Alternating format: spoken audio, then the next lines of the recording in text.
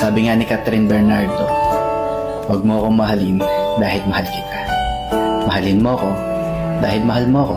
What's up everybody, Scott Atkins here. If you want to see the trailer for my new movie, Prisoner of War, then you need to get yourself to the San Diego Comic-Con on Thursday. Hello Captain fans! Ito na nga ha, sa bagong movie ni Sir Alden mga kasembreros na kung saan ay co-producer siya mga kasembreros no? Dito nga sa Prisoner of War ni Scott Adkins. So napakinggan ninyo, meron pala silang Comic-Con mga kasembreros mamaya no? Kagabi tama ngayon mga kasembreros kasi sa San Diego, California ang parang Comic-Con nila.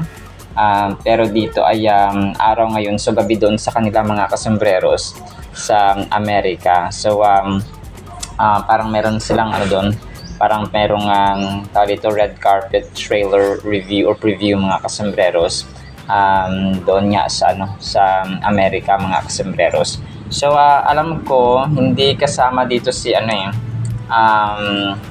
si Sir Alden sa kumaga pa sa tawag dito sa mismong pelikula, pero siya ay part ng production mga kasembreros.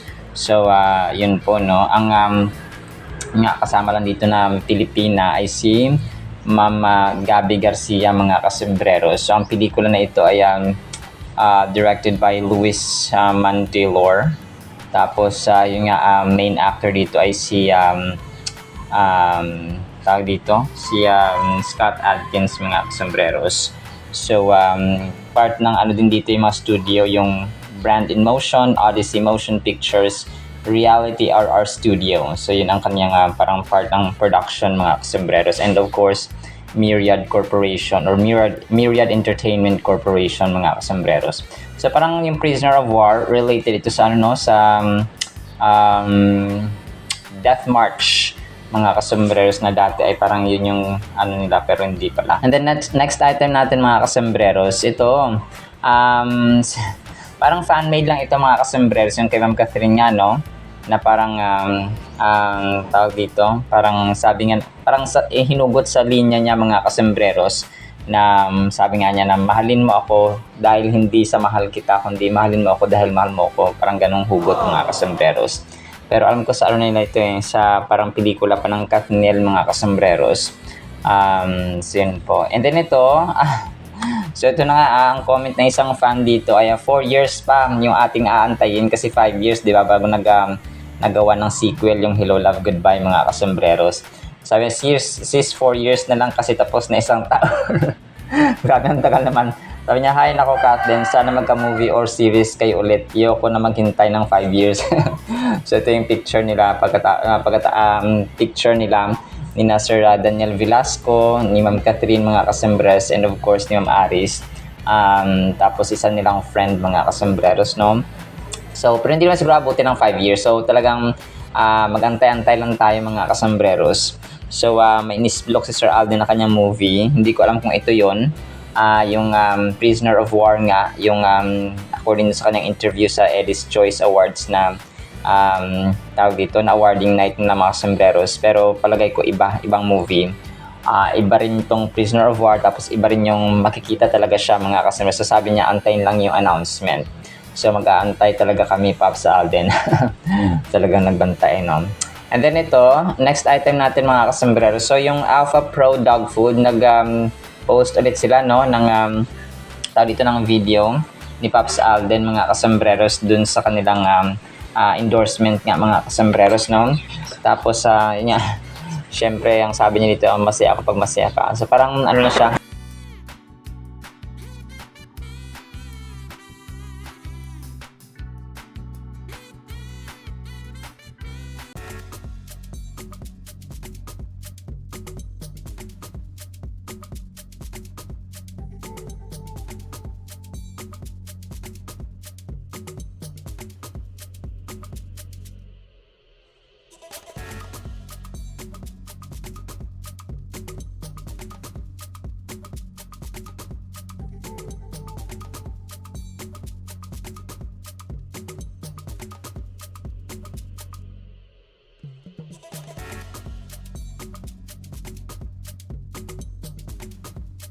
di ba meron na naman tayong four main directions mga kasombrero. North, north, south, and east. West yung wala mga kasambreros. So, di ko alam kung anong to. Anong palaisipan na naman to ni Pops Alden. So, natalo kasi siya dito kung kaya nirepost niya mga kasambreros. So, kay Christopher Troy Official. So, anong sagot ninyo? Malamang west kasi west na lang yung wala dito eh. So, someone's mother has 4 sons. Pwedeng tayo, no? Someone's mother has 4 sons. Pero kung hindi eh. Someone's mother has 4 sons. North, south, and east. What is the name of the 4th son? Ano yung pang-apat? Ano yung pangalan ng pang-apat? Di syempre west. No, parang ganun mga kasunod na. So, pwedeng tayo mismo mga kasunod yung pang-apat na son. So, yan nga natin, no? Huwag na tayo mag-isip ng malalim mga kasambreros. And then ito, Instagram story din ni Pops Alden, no? Nagbabike. Sabi niya dito, sobrang lalim nito. It's been annoying hearing I'm gone, I'm dead on Eurosport these past few years. Let's rewrite that story. So, si Tadej nga ito mga kasambreros, si Tadej Pogacar via Sporza. So, pangapahinahan na, Pops Alden really admires Tadej Pogacar mga kasambreros na champion no sa Tour de France mga kasambreros. So isa ito sa technique actually para maging successful ka. Yung hihahangaan mo, yung mga successful din ng mga tao mga kasambreros. Tulad neto no. Hinahangaan natin Sir Alden, tapos Sir Alden hangaan niya rin yung champion sa pagsacycle mga kasambreros or pagbibisikleta sa Tour de France no, which is Tadej Pogacar mga kasambreros. So, ayun po. And then ito, prayer item ni Sir Alden, mga kasambreros for today. Dear God, thank you for every good gift you have given me. As James 1:17 says, every good and perfect gift is from above, coming down from you, the Father of lights. I recognize that all the blessings in my life are a reflection of your love and kindness. Help me to walk in gratitude today, remembering that you have been so good to me, amen, better than I deserve. Let my heart be filled with thankfulness, and may I never take your blessings for granted. In Jesus' name, amen. So, amen and amen, Pops Alden. So, yung isa kanina, iba rin yun mga kasunod na prayer item natin. So, yun po, no. Last item natin, ito mga kasunod. So, kanyang bike mga kasambreros ay nag-post siya, no, ng Colnago. So, malamang ay ito ay kanya mga kasambreros. Tapos, dito, may sabi dito, Continental 121 ang nakalagay dito mga kasambreros. TNT Sport Cycling nakalagay sa tatak or kanyang Instagram story mga kasambreros. So, yun po. So, yan actually sa ating countdown item. So, and again po sa mga merong paparating na naman na habagat or na bagyo. Emong, letter E mga kasambreros na nasa PAR na po, no? Philippine Area of Responsibility. Sa amin dito, walang gaanong ulan na ngayong araw, pero yun nga, ang tawag dito, ang hangin po ay medyo malakas, indicating na may bagyo po sa ibang parte ng Pilipinas, no? So, ingat-ingat po tayo. God may protect you po mga kasambreros and mga katinatics. And today, July 25, 2025, Friday na po. Sana po ay pakinggan po natin ang Word of God. At para po sa ating Word of God, ay sobrang ganda po nito mga kasambreros. Ang title natin, Huwag kang judger. Luke 6:37, Judge not, and you shall not be judged. Condemn not, and you shall not be condemned. Forgive, and you will be forgiven. Napakaganda po nito mga kasambreros Si Jesus Christ po ang nagsasalita nito sa crowd, specifically sa kanyang mga disciples and yung mga loyal na mga tao, mga kasambreros na sumusunod sa kanya from time to time wherever He goes. Ang verse na ito mga kasambreros ay isa sa mga turo ng ating Panginoong Jesus na nag-encapsulate ng napaka-transformative and foundational principles ng Christian living. Kasi tayo mga kasambreros, kapag tayo ay mawain, ang magiging maawain ng Diyos sa atin. Kapag tayo ay maibigin sa ating kapwa, especially sa ating family, ay iibigin din tayo ng Panginoon. Tapos, kapag tayo ay humble, life is a matter of planting, no? Kung ano ang ating itinanim, siya nating aanihin. The principle of sowing and reaping, mga kasambreros. So, ganun po ang buhay natin. Particularly, yung ating pagiging Kristiyano or mananampalataya ni Lord Jesus Christ. So, humility, grace, and forgiveness. So, ang tatlong ito, these three words na sasabi na, judge not and you will not be judged, condemn not and you will not be condemned, tapos forgive and you will be forgiven. So, nag-invite ito sa atin na mag-reflect tayo no, ng napakalalim na interaction sa bawat isa, specifically sa ating pamilya. Huwag na po tayong lalayo, baka may mga kapatid tayong hindi pa natin pinapatawad. Sa buhay natin, gusto natin na ganitong gawin sa atin mga kasambreros. Yung kasabihan ni Confucius na do not unto others what you want others do not do unto you. So, baliktad yon, dito yung hinango mga kasambreros na positive dapat, no? Tapos kapag tayo ay magpatawad, parang ganun ba, positive siya dapat. So, do unto others, if you want others, do unto, parang ganun siya. Dahil kapag ginawa ng negative mga kasambres ni Confucius. So, hindi po dapat ganun mga kaso. So, although may point naman na kung ayaw mong gawin ng iba sa iyo, ay huwag mo rin gawin sa iba. So, kung gusto mong gawin ng iba sa iyo, ay gawin mo rin sa iba mga kasambres. Nag-invite sa atin ito na yung ating attitude should be harbored mga kasambreros, and grace be extended sa ating mga buhay, and huwag tayong judger, ha? Kasi mga tao talaga ngayon superficial. Kung ano yung nakita nila sa itsura, kung ano nakita nila sa physical mga kasambreros, ay dinajudge agad nila. To fully grasp the depth of this verse, it is essential to understand its context within the broader sermon on the plain as recorded in Luke chapter 6. So ang buong chapter na ito mga kasambreros, ang scenario ay si Lord Jesus Christ, no? Ay nag-sermon or parang kumaga nag-share ng gospel about the kingdom of God sa buong crowd mga customers. And this sermon akin to the more widely known Sermon on the Mount in Matthew chapter 5. So, kasi ito yung Beatitudes, di ba? So, ito yung related siya doon or connected siya doon mga kasambreros. Specifically sa Matthew 5 verse 7 or Matthew 5 to 7, it provides practical teachings for Christian living. Jesus addresses the multitude, presenting a radical vision of God's kingdom, one marked by mercy, love, and humility. Kasi ang tao, kapag mahal mo, kapag humble ka, kapag mawain ka, hindi mo sila i-judge mga kasambreros.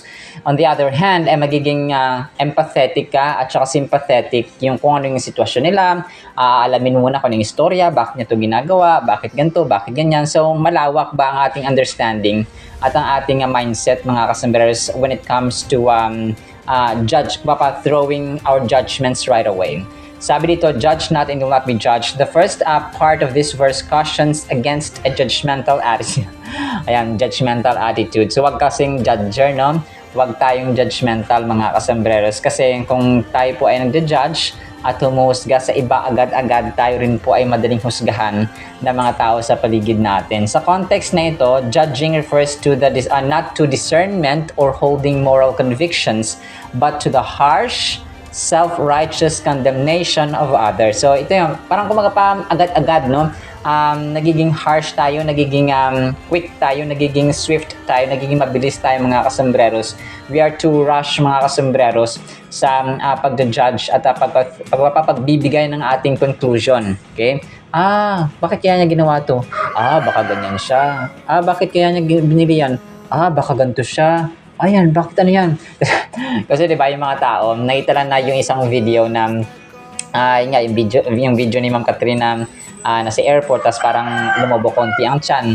Judgment ng iba, talagang buntis na kaagad. So, di ba parang ginawa nilang, alam mo yung nakaka-demoralize mga kasambreros, nakakababa ng moralidad ni Ma'am Catherine mga kasambreros. So that's just one example ng pagiging judgmental natin mga kasambreros. Kaya dapat hindi tayo maging judger, no? Kasi baka tayo na ginajudge ng ibang tao. Nakakatawa kasi mga Pilipino. Di ba yung mga, kunwari, yung mga chismosa, yung kapitbahay mo, for example, kung siya yung kausap mo, tapos pagtalikod mo, tapos iba naman kausap, ikaw na naman yung yung pinagkukwentuhan nila. So, parang patas na. Nakakatawa na realidad mga kasambreros. Jesus often confronted the Pharisees for their legalistic judgments, which lacked compassion and served to elevate themselves at the expense of others. So, ito yung sasabi na kapag wala tayong mercy, kapag wala tayong compassion sa ibang tao, lalo na po sa ating kapamilya or sa ating mga kaibigan, for example, or sa ibang tao in general, ay nagmamadali tayo mag-judge, kung paano nagmamadali tayo mag-post ng kung ano-ano na mag-comment ka, ito yung point of view mo, ito yung reaction mo, ito yung opinion. So, without knowing the whole story, no, yung buong picture ng istorya. And second stanza nga, sabi niya, condemn not and you will not be condemned. Condemnation implies passing a final verdict on someone's worthy or destiny, often based on limited understanding or personal bases. So, personal biases. So, ito mga kasembreros, no, ito yung parang related din siya dun sa may pagja-judge mga kasembreros kasi ipagkakanulo mo agad yung isang tao kasi nga nakita mo na ganito, na ganyan. So, parang final verdict, no? Parang dinaig mo pa yung isang judge mga kasembreros kasi nga you are condemning someone na hindi naman kinokondemn ng Panginoon. And Jesus warns against this because only God has the authority and omniscience to judge righteously. So siya lamang ang husgado, ang hukuman na karapat-dapat at makatarungan mga kasembreros, fair of all the fairest. When we condemn others, we risk closing the door to reconciliation and redemption both for them and ourselves. So ang una natin kinokondemn actually kapag tayo pa nagko-condemn, sabi dito, ay yung sarili mismo natin. Ang lala, di ba? And ito pa, no, yung pangatlo, yung forgive and you will be forgiven, sabi sa verse, ay the final portion of this verse underscores the centrality of forgiveness in Christian life. Forgiveness is not merely an option, it is a command tied directly to receiving God's forgiveness. So, kapag tayo po ay nagpatawad, tayo rin po ay papatawarin. Kapag hindi po tayo nagpatawad, hindi rin po tayo papatawarin. As simple as that, mga kasombrers. And always remembering Matthew 6:14 to 15 na verse, mga kasombrers, ay nako po, napakalalim at napakabigat po nito, mga kasombrers, ha? Kapag hindi tayo nagpatawad, ay hindi rin po tayo papatawarin ng Panginoon. So, nakita natin yung bigat ng timbang, yung bigat ng parusa, mga kasombrers, kapag hindi tayo nagpatawad sa ating kapwa. So, on the other hand, kailangan gawin natin na magpatawad, no? When we forgive, we release ourselves from the burden of resentment and mirror the heart of God who forgives us unconditionally. So, napakaganda, mga kasembres. Mas pipiliin na lang natin yung positive side, mga kasembres. Kasi kapag hindi tayo patawad, hindi tayo papatawarin. Kapag nagpatawad tayo, papatawarin tayo. So, di ba? The benefits, the advantages, the blessings of forgiving other people, lalo na kapatid mo, di ba? Asawa mo, magulang mo, di ba? Anak mo. Ano yan parang ngayon talagang pag nangiral yung paghiganti, yung puot, nangyayari talaga yan sa reality, mga kasembreros, and nakakalungkot. But we are praying na those people will seek for forgiveness and will love mga kasembreros, love compassion, love, and then love kindness, forgiveness, etc. So sa ating buhay in particular, kailangan natin mamuhay, mga kasembreros, no? We have to guard our hearts from throwing right away our conclusion, our judgment, so that we too will not be condemned or will not be judged, mga kasembreros. Kasi pag ang Diyos na ang nag-judge sa atin, talagang wala na tayong ligtas, no? Ang judgment ng ibang tao, makakaligtas pa tayo, makaka-rebut pa tayo, no? Makaka-refute pa tayo, pero pag ang Diyos na nag-judge sa atin, wala na po tayong magagawa. So, ang Luke chapter 6 verse 37 ay nagsiserve sa atin ng napakahalagang reminder at saka panawagan sa atin ng Panginoon na kailangan mamuhay tayo ng kakaiba, okay? We have to live differently in a world often marked by judgment, condemnation, and unforgiveness. Kasi yung salita ng Panginoon, very transformative ito, mga kasembreros, kapag isa buhay natin. Kung pa i-apply natin lahat ng learnings natin sa salita ng Panginoon, kahit na kung kapag nasa eskwela tayo, kapag napag-aralan natin ganito, tapos hindi natin apply sa tunay na buhay, so useless din po siya. How much more ang salita ng Panginoon na napaka-powerful at napaka-transformative, mga kasembreros. It can change lives, it can change our faith, belief, actions, thinking, mindsets, and so on, mga kasembreros. Napakarami. Kung susumahin ay kaya niya mag-transform. Ganun ka-powerful ang salita ng Panginoon, mga kasembreros. Lasting, from everlasting to eternal to eternal. Alright, so lang po sa ating Word of God. Nawa po ay pagpalain po tayo ng pag-ibig, pananampalataya, pag-asa, compassion, humility, forgiveness about isa, and we will not be condemning other people as we do not condemn ourselves as well. In Jesus' name we pray, amen and amen. See you sa next time, mga kasembreros, and paalam po. I love you.